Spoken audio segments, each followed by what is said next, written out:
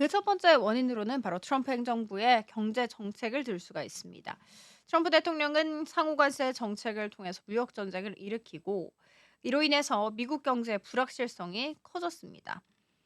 이 일에 트럼프 행정부는 상호관세 발효 이후에 또 90일 유예라는 결정을 내렸지만 그럼에도 불구하고 미국 국채를 비롯한 자산에 대한 의구심은 여전히 존재하고 있습니다. 이러한 불확실성은 글로벌 자금이 미국을 좀 떠나게 만드는 주요 원인이 되었습니다. 특히 유럽과 일본으로 자금이 빠져나가면서 달러에 대한 수요가 감소하고 있다는 분석 나오고 있습니다. 실제로 일본과 유럽의 자산에 대해 투자자들이 관심이 커지게 되면서 그들에 대한 자금 유입이 눈에 띄게 증가했습니다. 리서치 기관에 따르면 4월 16일까지 한 주 동안 미국 주식형 펀드에서 57억 달러가 순유출된 반면 유럽 주식형 펀드에는 60억 달러가 순유입됐습니다. 이런 유럽 자산에 대한 투자 수요가 급증하고 있다는 증거입니다.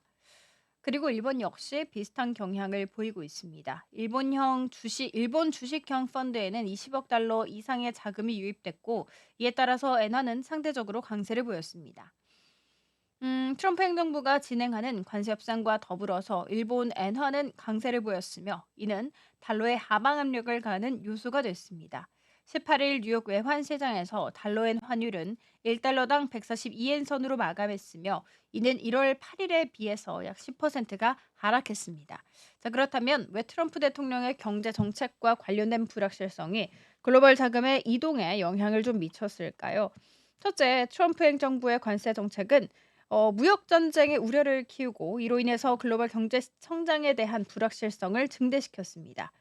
이러한 경제적 불확실성은 결국 투자자들에게 자산 배분을 재조정하도록 만들었고 미국 자산에 대한 신뢰가 약화되면서 자금이 다른 시장으로 빠져나갔습니다. 둘째, 트럼프 대통령은 연준의 제롬 파월 의장을 해임하려는 시도를 하기도 했었죠. 이는 미국의 경제 정책에 대한 불확실성을 더해주는 요소가 됐습니다. 트럼프 대통령이 SNS를 통해서 파월 의장의 해임을 직접 언급을 하면서 그에 대해서 공개적으로 표출을 한 것이죠. 이에 따라서 미국 경제와 달러의 신뢰성에 대해서 좀 급락하는 일이 발생이 됐었죠. 우려도 커졌습니다.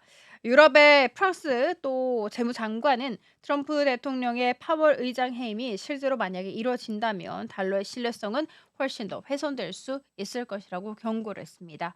자, 그렇다면 이러한 불안정한 경제 정책과 불확실성이 달러에 미친 영향은 무엇일까?